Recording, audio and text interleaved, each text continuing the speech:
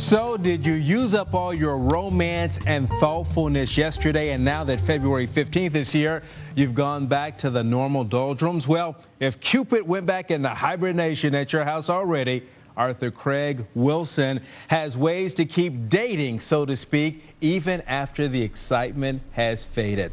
And as always, good to have you with us. Hope everything's going well. Great to be here, You were at the Smokey concert, so loved it big time. There was a lot of love flowing around that symphony hall, I'll tell you. He played a lot of good tunes. All right, you've got a couple of, I guess, 4 steps that you talk about as far as dating is concerned. And number 1, let's talk about pursuing similar interest. Well, actually, now that this is spring fling season, because those with Valentine's obviously somewhat know what they're doing. For the new daters, they've got to figure it out from scratch. So pursuing similar interests is merely just finding some common ground to go out with the one that you're hopefully going to develop a relationship with. Okay.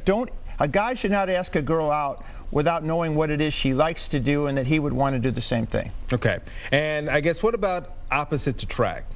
Well, that's fine, but you still want to start with a common ground, because if you are, let's say I invited a girl out and I say, want to go out with me? She said, great, I've got tickets to mud wrestling. Well, we may be really opposite. It's not going to work. Yeah. But if we did something she wanted to do and I wanted to do, maybe there's only 2 things, but we're going to have a good time on that first date. Okay. And then if we find out there's dissimilar interest, the point is love happens in strange ways, and you never know what's going to happen. Just set it up for success. All right. The next thing, too, is as far as expectations, I think too many people put too many expectations in the beginning of a relationship. So you say, well, 70% of people believe in love at first sight, and it's actually some truth to that. The eye recognizes love in the brain in 1/5 of a second, but it takes sometimes a year or more to confirm it. Okay. And so if you're thinking, is this the one? Maybe this is the one.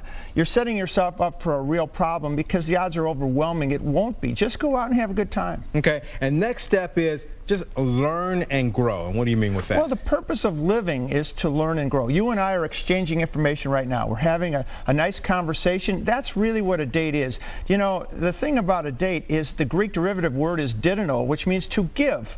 So when you invite someone out, it's more about just having a good time, showing them a nice time. All right. And then the next one is continually to express gratitude. Well, gratefulness is the greatest virtue, and the fact that you should be hopefully both doing something you wanted to do, you both learned and grew, and you had low expectations, so now any kind of time out together should be a time to be grateful. You had a good time. Don't forget the little things. Never forget the little things. And if you're married, then I would say the most important thing is don't alter what got you to the altar. All right. I know you've been with your wife 20 years. You're still dating for life. And those that aren't, I would say now that Valentine's Day is finished, don't look at that as the obligatory once-a-year time to be chivalrous, but show that person you take out a good time every time. All right.